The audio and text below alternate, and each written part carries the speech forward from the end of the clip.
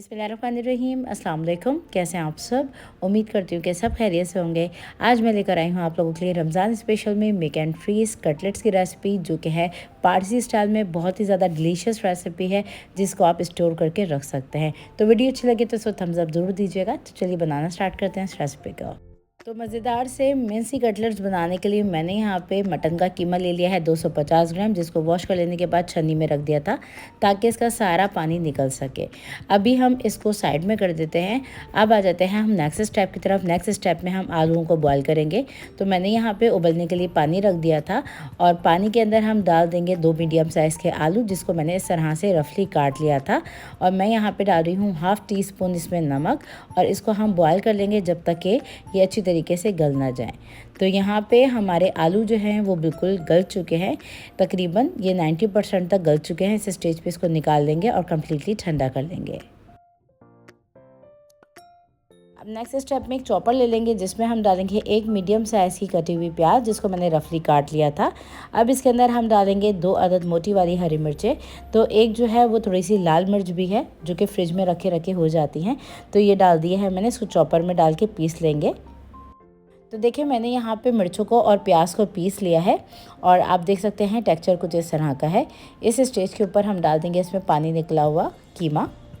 तो यहाँ पे कीमा मैंने डाल दिया है। इसके अंदर हम डाल देंगे मुट्ठी भर पुदीना और हरा धनिया। तो ये डंडियों समेत मैंने डाला है दोनों चीज़ों को। इसके साथ ही हम डाल देंगे तली हुई प्याज, जो कि मैं शामिल करी हूँ 1/4 कप। अब डालेंगे हम इसके अंदर नमक हस्बे ज़रूरत, गरम मसाला पाउडर 1 टीस्पून, कुटा भुना धनिया 1 टेबल स्पून, पिसी हुई लाल मिर्चों का पाउडर हाफ़ टी स्पून, लहसुन का पाउडर लिया है 1 टीस्पून। लहसुन का पाउडर ना तो पेस्ट का इस्तेमाल कर सकते हैं। पिसी हुई काली मिर्च हाफ़ टी स्पून, हल्दी पाउडर हाफ़ टी स्पून। तो ये थे कुछ मसाले जो कि हम डाल देंगे। तमाम चीज़ों को अच्छी तरीके से मिक्स करते हुए चॉपर के अंदर। तो यहाँ पे कीमे को हम बिल्कुल बारीक पीस लेंगे। तो ये देखें, आप देख सकते हैं हमारा ये जो कीमा है वो बिल्कुल रेडी हो चुका है। इसको मैंने बहुत अच्छी तरीके से पीस लिया है।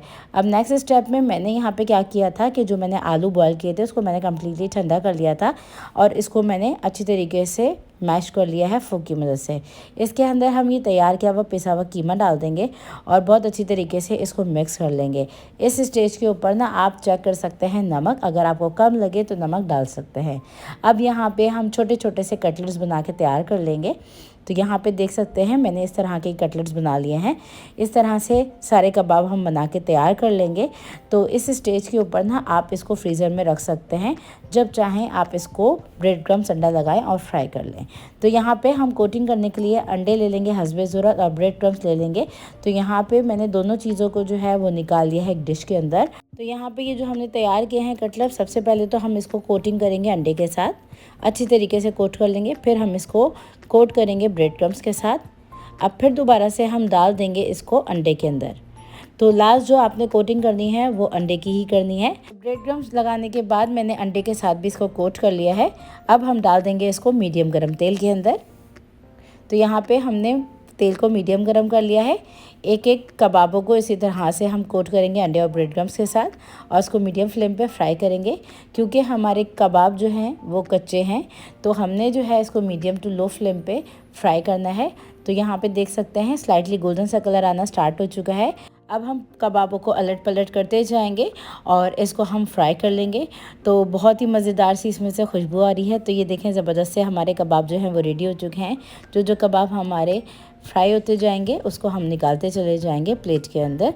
तो आप इसको सर्व कीजिए ग्रीन चटनी के साथ। तो लीजिए हमारे मज़ेदार से ये कटलेट जो हैं वो रेडी हो चुके हैं।